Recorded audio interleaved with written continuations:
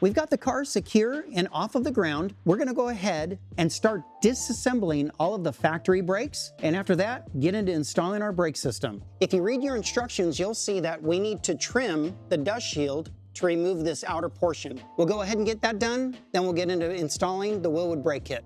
Okay, we're ready to go ahead and clean our center register of the hub and its face to accept the new brake kit. Make sure that you also clean the two mounting bosses on your spindle where the caliper bracket is going to mount to that face.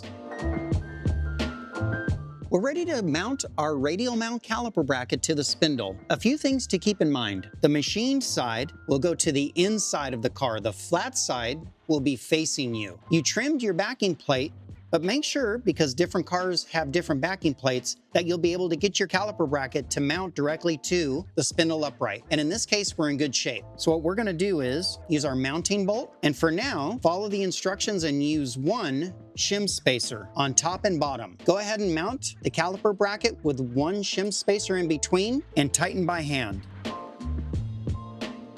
It's time to bolt the hat and rotor together. What we want to do is make sure that we've got our hat assembly upside down so that the inside is facing up. Make sure that we have our rotor so that this flat side mounts to the face of the hat. Then we're going to go ahead and install our 12 quarter 20 bolts with red Loctite and torque them down in a crisscross pattern, just like you would torquing down the wheels on your car. We're ready to go ahead and mount our hat rotor assembly onto the face of the hub. In your kit, you saw that there's a center register ring. We want to apply that onto the center register of the hub before we install our hat rotor assembly. You'll see that one side has got a large chamfer. That will be the side that faces down onto the hub face. After that's in place, take your rotor assembly, make sure that it's sitting flush against the face of the hub, and use 3 wheel studs to hold the hat in place. Once you have your hat rotor in place, make sure that you spin your hat rotor assembly on the face of the hub to make sure that we have no interference with our dust shield or caliper bracket. And in this case, we're in good shape.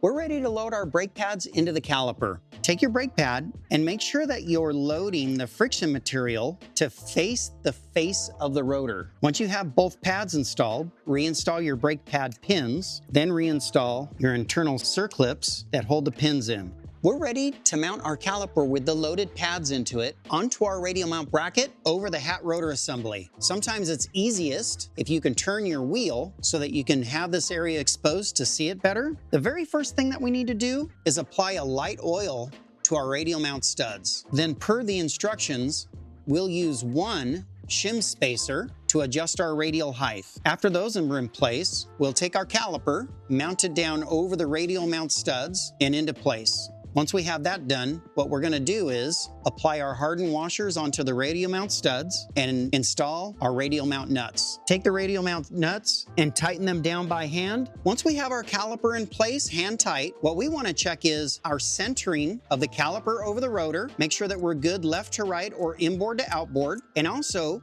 make sure that our pad height or height to the outside diameter of the rotor is either just below or equal. It's equal, so our radial mount height is in the right spot. Once I have those things done, I always like to still turn the hat and rotor to make sure that we have no interference. And in this case, we're in good shape. We're gonna go ahead and take our caliper bracket bolts and pull each one of them out one at a time, red Loctite them, reinstall them, and torque them to the specifications shown in your installation sheet. Then go ahead and torque down your 2 radial mount nuts to the specifications shown in your installation sheet. We've got our brake kit installed. The last thing that we need to do is install our steel rated line kit. Follow along as we get that done.